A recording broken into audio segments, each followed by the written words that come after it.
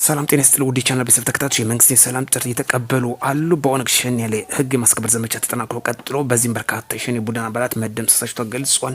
አሁን የወጡ ትኩስ መረጃዎች ናቸው። እነዚህን የምንዳስስ ይሆናል። ወደ ቀዳሚ ወዳረግነው መረጃችን ቀጥታ እናልፋለን። በድሬዳዋ ሶማሌ ክልልና በምስራቅ ሐረርጌ ሲንቀሳቀሱ የነበሩ 43 የኦነግ ሸኔ አባላት ሙሉ በሙሉ መደምሰሳቸው ተገልጿል።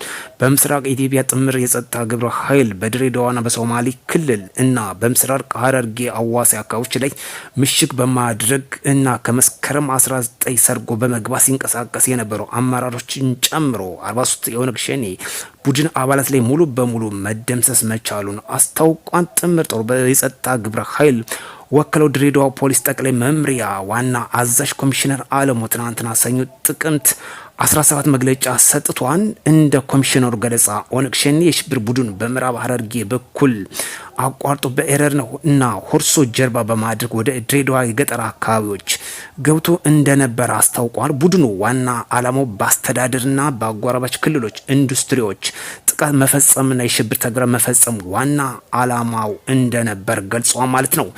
ይህ ቡድን እንግዲህ እስከ አመራሮቹ ድረስ ህግ የማስከበር ዘመቻ መንግስት አጠናክሮ በወሰደው እስከ ወዲያኛው አሰናብቷን። ቀሪዎችም እንዲህ የምንመለከታቸው በምርኮኛነት ገቢ አድርጓል ማለት ነው። ህግ የማስከበር ዘመቻውን አጠናክሮ መንግስት እየወሰደ ይገኛል። የነዚህ ዓላማ ዋና የሽብር ተግባር መፈጸም በአስተዳደሮችና በኢንዱስትሪዎች ላይ እንዲሁም በክልሎች ብሔርን ከብሔር ማጋጨት ኢላማ በማድረግ የማውደምና ግጭት የማስነሳት እንደነበር ዋና ኮሚሽነር አለሙ ገልጿል ማለት ነው። ስለዚህ ይህን ቡድን መንግስት ህግ የማስከበር ዘመቻ አጠናክሮ በወሰደው እስከ 43 የሚደርሱ ቁጥራቸው ሲያሰናብት ቀሪዎቹን ደግሞ በምርኮኛነት መልኩ ገቢ አድርጓል ማለት ነው። ስለዚህ ሰላም ለሀገራችን ያድርግ፣ ዘረኝነት ይውደም። በተመሳሳይ መልኩም በሰሜን ጎጃም ዞን በደቡብ አቸፈር ወረዳ በተለያዩ ቀጠናዎች ላይ ህግ የማስከበር ዘመቻው ተጠናክሮ እንደቀጠለና መንግስትን ሰላም ጥሪ የተቀበሉ አሉ። ይህን ጉዳዮችም የምንዳስስ ይሆናል።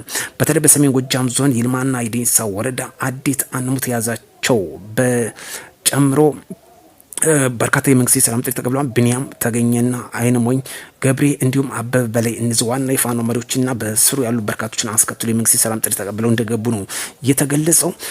እንዲሁም ደግሞ የሳምሪ ቡድን በማለት የሚታወቀው የህወሓት ዋነኛ ክንፍ ሲንቀሳቀስ የነበረው ለመከላከያ እጃቸው መስጠቱ ተገልጿል። በተለይ የሳምሪ ቡድን የህወሓት ዋና የጥፋት ኃይል ጋር በሱዳን ድንበር ልዩ ቦታ ሸረሪና ተብሎ በሚጠራው አካባቢ ታጥቆ ሲንቀሳቀስ የነበረው የሳምሪ ኃይል እጁን ለመከላከያ መስጠቱ ነው የተገለጸው። ይህ ቡድን በተለይ ዋና ዓላማው በጀነራል ሐምዳ ደጋሉና እንዲሁም በጀነራል አልቡርሃን በመካከል በሁለቱ ሱዳን አሁን ተከፍሎ የሚገኘው የህወሓት ዋና ክንፍ ሲመራና ሲደገፍ የነበረው በጀነራል አልቡርሃን እንደሆነ ይታወቃል። ከጊዜ ወደ ጊዜ ግን ይህ ድጋፉ ግን 100% በሚባል ደረጃ ድጋፉን ያጣበት ሁኔታ ነው የሚመለከተው። ይህ የሆነበት ዋነኛ ዓላማ ሁለቱ ጄኔራሎች ወደ ለየላቸው የእርስ በርስ ግጭት ከገቡ በኋላ የህወሓትን የሚያደርጉትን ድጋፍ እንዳቋረጡ ነው። ስለዚህ ሳምሪ የሚባለው ቡድን በዋነኛነት የሚደገፈው በጀነራል አልቡርሃን እንደሆነ ይታወቃል።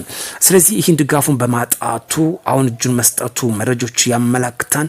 እንዲሁም ደግሞ ቀሩ እየተበታተነ ወደሚያዋሳይ አካባቢዎች እንደሚንቀሳቀስ ነው የተገለጸው። ስለዚህ የሁለቱ ጄኔራሎች ለሀገር ትልቅ ሰላም እያመጣ መሆኑ ይመለከታል።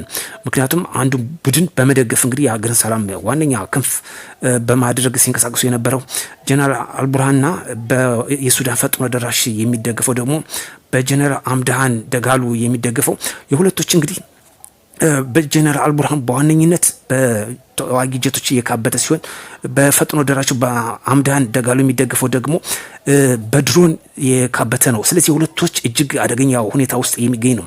ግማሽ ሱዳን ለሁለት አሁን ተከፍላ የምትገኝበት ለዚህ ነው። ስለዚህ ይህ ድጋፍ ደግሞ ለሳምሪ የሚደረገው ድጋፍ አሁን 100% በመቋረጡ እጃቸው እንዲሰጡ እንዳስገድዳቸው አንዱ አመላካች ጉዳይ ነው።